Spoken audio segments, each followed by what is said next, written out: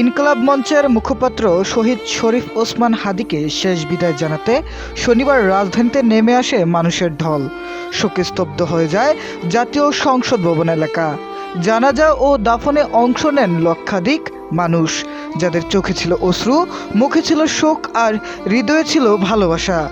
শনিবার ২০ ডিসেম্বর দুপুর ৩টা ৫০ জাতীয় কবি কাজী নজরুল ইসলামের সমাধির পাশে চিরনিদ্রায় শায়িত হন ওসমান হাদি। এর আগে দুপুরে জাতীয় সংসদ ভবনের দক্ষিণ প্লাজায় তার জানাজা অনুষ্ঠিত হয়।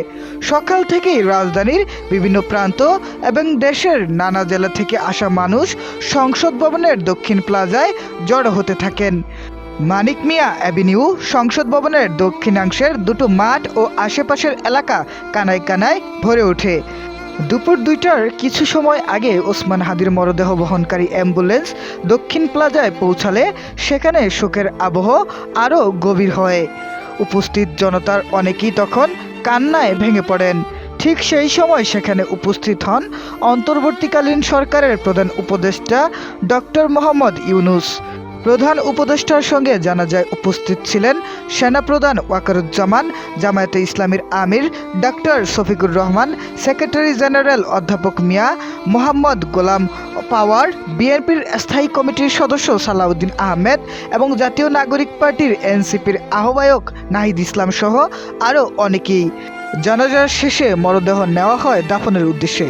দীর্ঘ পথ পাড়ি দিয়ে শহীদ মিনার ও ঢাকা বিশ্ববিদ্যালয় এলাকা অতিক্রম করে জাতীয় কবি কাজী নজরুল ইসলামের সমাধির পাশে তাকে দাফন করা হয়।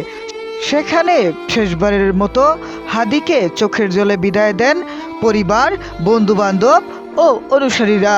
দাফনের সময় বাতাস ভারী হয়ে ওঠে শোক আর দোয়ায়।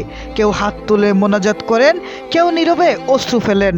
চারপাশে শুধু একটা কথাই ঘুরে ফিরে শোনা যায়, শরীফ ওসমান হাদির বিদায় নেননি, তিনি মানুষের হৃদয়ে বেঁচে থাকবেন চিরকাল। শহীদ শরীফ ওসমান হাদির জানাজা ও দাফন ঘিরে পুরো রাজধানীতে বিরাজ করছিল গভীর শোকের আবহাওয়া।